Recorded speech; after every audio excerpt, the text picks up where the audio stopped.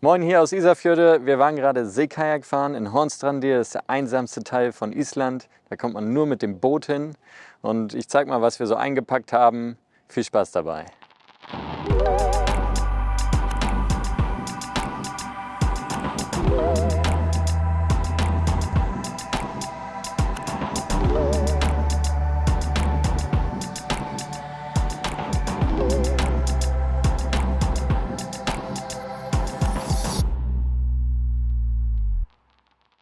Ganz wichtig, hier beim Kajakfahren, das Wasser ist immer kalt. Da braucht man irgendwas, um sich vor dem kalten Wasser zu schützen. Nicht nur beim Paddeln, sondern auch, falls man reinfallen würde.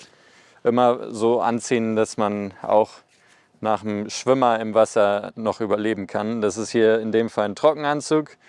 Der hat hier so Füßlinge, also Socken, die direkt in den Anzug übergehen. Da können die Füße schon mal nicht nass werden. Man hat so Latexmanschetten an den Handgelenken, dann bleiben auch die Arme trocken und auch am Hals ist so eine Manschette.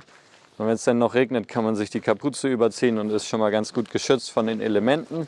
Und drunter ziehe ich mir dann immer ganz normale Wollunterwäsche an und Vlies dazu noch, je nachdem wie kalt es ist. Ja, und diese Füßlinge werden dann einfach mit so dicken Neoprenschuhen noch geschützt, dass die nicht kaputt gehen und dass die Füße auch schön warm bleiben. Weiter geht's hier mit der Schwimmweste. Muss man gar nicht viel zu sagen, gehört auf jeden Fall auch noch dazu. Ja, und dann habe ich noch so ein Throwtow dabei. Hier ist halt häufig Felsenküste. Da weiß man nicht, wie man irgendwie an Land kommt mit dem Kajak und damit kann man immer ganz viel improvisieren und zur Not auch noch einen Mitpaddler oder eine Mitpaddlerin abschleppen. Eins der wichtigsten Ausrüstungsgegenstände. Ja, und weil wir hier auch nicht wussten, wie wir an Land kommen, teilweise an den Stränden, wo wir vielleicht auch ein bisschen Surf zu erwarten haben, haben wir lieber mal einen Helm eingepackt, den ich sonst eigentlich nur zum Surfen anhab. Aber hier wusste ich ja nicht, was passiert hier an den Stränden, wie hoch ist die Welle. Haben wir jetzt im Endeffekt gar nicht gebraucht, aber würde ich nächstes Mal doch lieber mitnehmen, bevor der Kopf kaputt geht, kann der Helm einen gut schützen. Ich habe häufiger geangelt, aber vielleicht an den falschen Stellen, vielleicht die falschen Köder genommen. Hat nicht so super funktioniert. Da würde ich, glaube ich, das nächste Mal noch mal ein bisschen mich einlesen, aufrüsten, andere Köder. Ich glaube auch eine andere Rolle, die hat auch das Salzwasser nicht so gut überstanden. Ja, und da kann ich noch einmal zwei Sachen zeigen hier zum Angeln aus dem Kajak, weil das ist immer ganz schwierig. Was macht man denn, wenn man einen Fisch gefangen hat? Weil man will das ja nicht in die Luken packen, dann stinkt das alles nach Fisch irgendwann. Und da habe ich mir irgendwann diese Kiemenhaken hier gekauft. Das sind einfach so Drahtdinger und da kann ich das dann einmal durch den Kiemen von dem Fisch ziehen, wieder zumachen und dann kann der nicht mehr ins Wasser fallen. Und mit den Kiemenhaken kann man das auf jeden Fall gut schaffen. Und dann habe ich noch so eine Zange hier, so eine Allround-Zange, ganz einfach. Damit kann man ihn einmal dann von seinem Leid erlösen und den Haken gut abmachen. Und die habe ich dann auch mit so einem, ja, mit so einem Band irgendwie an der Schwimmweste fest, dann kann die auch nicht verloren gehen. Noch einmal kurz zum Kajak. Hier im Cockpit habe ich immer eine Spritzdecke an. Wenn Wellen sind, so laufen die natürlich auch über das Cockpit rein. Ohne Spritzdecke würde alles nass werden.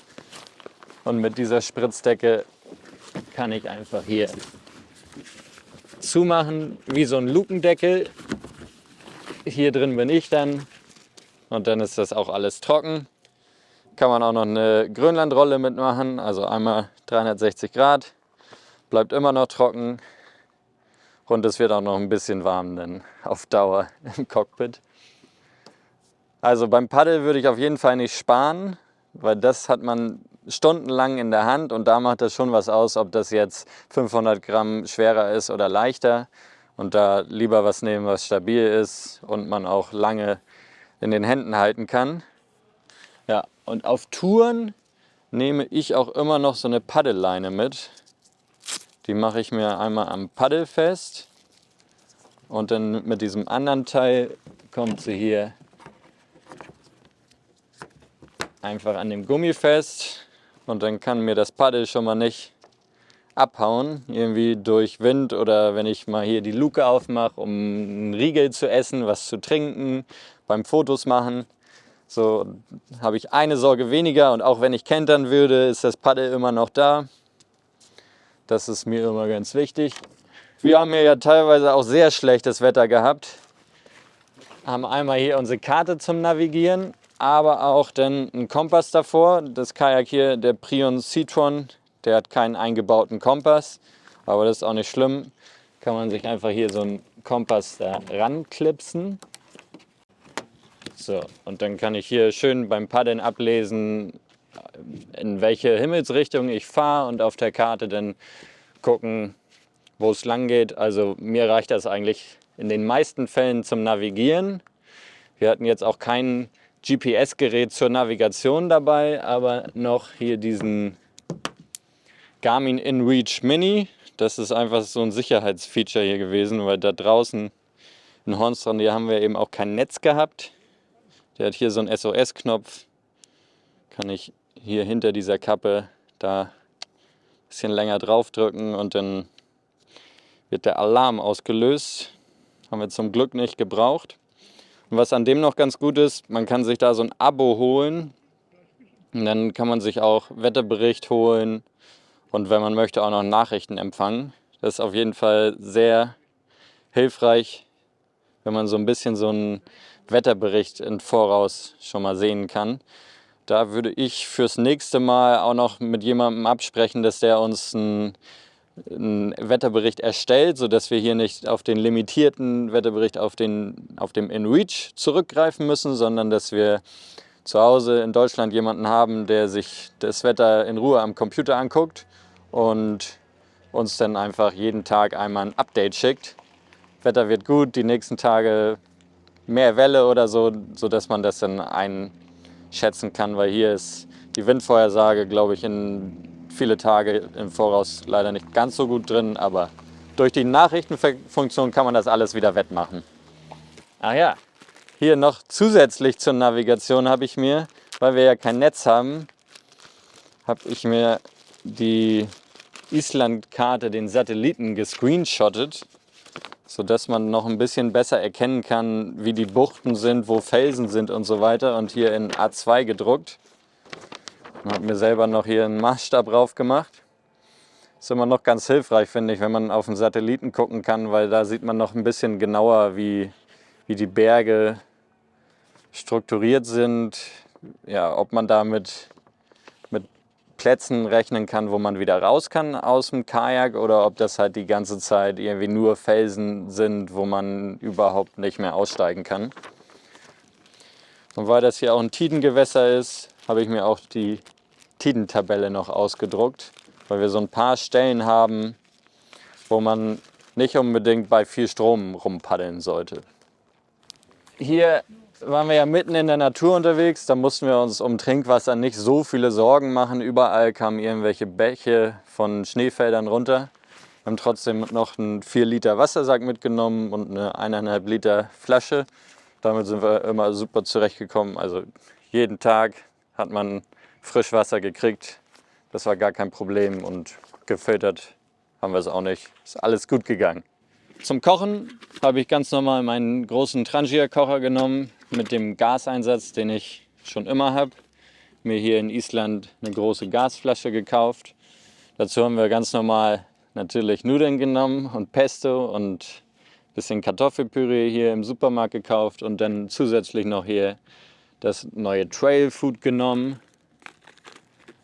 Und ja, ganz normal alles mögliche an Klamotten, also einmal das, was ich hier an habe, alles Funktionswäsche und da sind dann noch die Paddelklamotten drin, also die Unterwäsche unter den Trocki, noch lange Unterhose für an Land, ja, 2 Unterhosen, 2 Socken, alles nicht so viel, eine dicke Isomatte, um da ein bisschen Komfort abends zu haben und nicht zu frieren.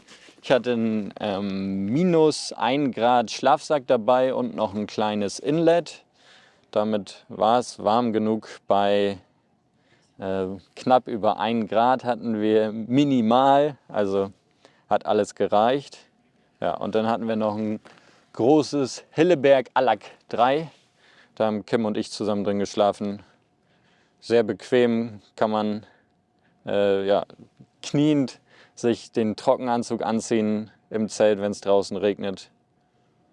Das hat alles gut gepasst. Ja, die Frage kommt auch häufig, wie macht ihr das denn mit auf Klo gehen? Das ist ganz einfach, hier ist Toilettenpapier drin, auf Hornstrandier, da sind eingezeichnete Campingspots, die man benutzen muss. Man soll gar nicht woanders hin und darf es auch nicht. Und da sind dann Plumpsklos, wo man dann sein eigenes Toilettenpapier nehmen kann. Und für im Kajak hatte ich eine große Flasche dabei, die ich jetzt aber nicht gebraucht habe. Vor der Querung, die wir dann gemacht haben, wir hatten eine 12 Kilometer Querung dabei, habe ich einfach nicht viel getrunken vorher und dann passt das auch. Ja. Zusätzlich kam noch ein Bootswagen dazu. Manchmal weiß man nicht, wie weit man durch die Tide noch laufen muss oder so.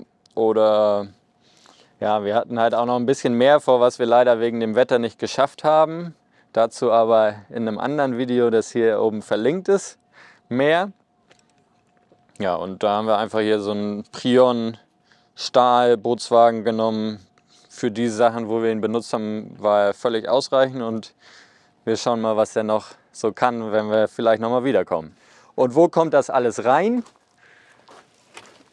Hier haben wir unseren Kofferraum. Einmal hier vorne. Das ist hier bei den Prion Kajaks mit so einem Neoprendeckel gelöst. Da war ich ehrlich gesagt sehr skeptisch, wie viel der hier aushält. Aber die Luken sind wirklich, vielleicht waren ein paar Tropfen drin, aber es ist echt trocken geblieben. Auch bei Wellen. Also zum einen dadurch, dass das Kajak relativ hoch gebaut ist, laufen nicht so viele Wellen hier drüber. Das könnte ein Grund sein, aber vielleicht funktioniert das System auch einfach ganz gut hier mit dem Neoprendeckel. Da war ich sehr positiv überrascht. Hier hat man eine kleine Tagesluke noch. Hier ist auch so eine Neoprensocke drin. Extrem praktisch, um kleine Riegel zu haben, um noch mal ein bisschen Kraft zu kriegen. Sonnencreme, Sonnenbrille, so Kleinkram eben. Hier ist das gleiche noch mal ein bisschen größer, direkt hinterm Cockpit. Super für die Angel oder größere Sachen halt, irgendwie Mittagessen und so. Und dann ganz hier hinten noch eine ganz große Luke, auch wieder mit dem Neoprendeckel. Ja, das war das Kajak, das wir mit hatten, der Prion Seatron, ein HTP-Kajak. Man sagt, die sind noch stabiler als PE-Kajaks, also hält was aus. Wir haben die viel über Steine geschlurrt, haben wir immer gesagt. Und ja, also natürlich sind da ein paar Kratzer drin, aber das hat dem alles nichts ausgemacht. Und das ist hier für solche Bedingungen einfach sehr praktisch, wenn man weiß, das Kajak hält. Ja, das war alles, was ich hier mitgenommen habe. Habt ihr vielleicht noch Tipps, was ihr als Ausrüstungsgegenstände habt, die ihr unbedingt immer mitnehmt? Schreibt das gerne mal in die Kommentare rein. Ich bin gespannt, ob ihr da noch irgendwelche Gimmicks habt. Ja, und bis zum nächsten Mal.